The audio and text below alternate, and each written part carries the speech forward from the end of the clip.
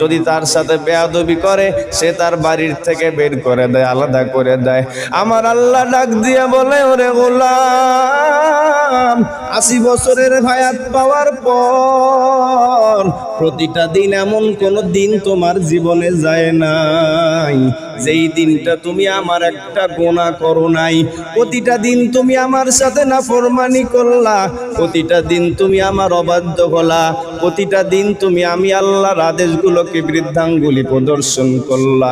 ওরে গোলাম, আমি একদিনও আমার জমিন থেকে তোকে বের করে দেই নাই, একদিনও তোর জন্য বাতাস বন্ধ করি নাই, আমি একদিনও তোর জিহ্বার শক্তিটা হরণ করি নাই, একটা দিনও তোর চোখের শক্তিটা আমি আল্লাহ কেড়ে নেই নাই।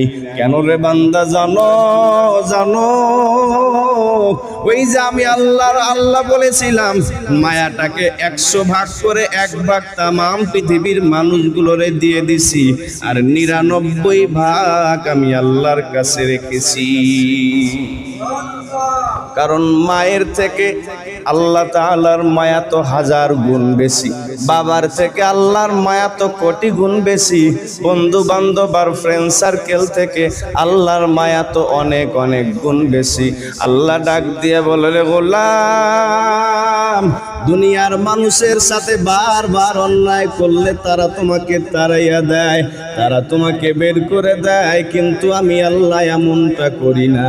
তুমি বেনামাজি হওয়ার পর, তুমি সুদখোর হওয়ার পর, তুমি যত বড় বড় অন্যায় করেছো সব তো আমি আল্লাহ জানি। তোমার গুনার খবর তোমার মা না জানলেও আমি জানি, তোমার গুনার খবর তোমার ক্লোজ ফ্রেন্ডও যদি না জানে তারপরও আমি আল্লাহ জানি।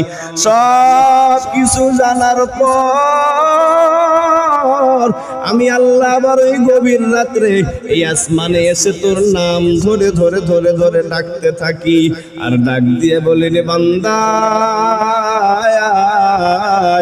আলমিন মুস্তাগফিরিন ফাগফিরিল্লাহ, ও বান্দা তুমি এত জীবন গুনাহ করেছো, এখন যদি তোমার দিলে ভয় আছে, তওবার খেয়াল আছে, আসো। আলমিন মুস্তাগফিরিন ফাগফিরিল্লাহ, তোমার যদি ক্ষমার দরকার হয় আসো, আমি আল্লাহ ক্ষমা করার জন্য আসছি। আলমিন তাইবিন ফাতুবা ইলাই, তোমার যদি তওবা করার খেয়াল হয় আসো, আমি তওবা কবুল করে নেব।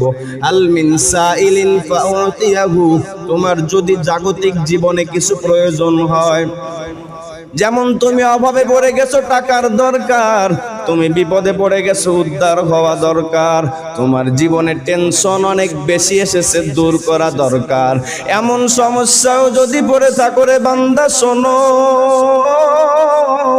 এই সময়টা আমি আল্লাহ ডাকতেছি।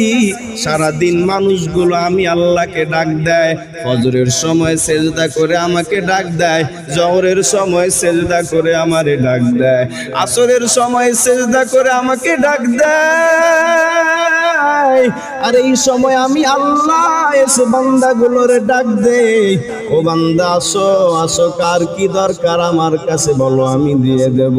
আল্লাহ বলে, ওই সময়টা যদি তুই নিজেকে ছোট মনে করে দিলটাকে ভেঙে তারপর আমার সামনে নত হও, আর যদি নিজের গুনার কথা মনে করে চোখের থেকে 1 ফোঁটা পানি ফেলে দাও, আল্লাহ বলে তোর চোখের পানি থেকে তোর মা সহ্য করতে পারে না রে গোলাম,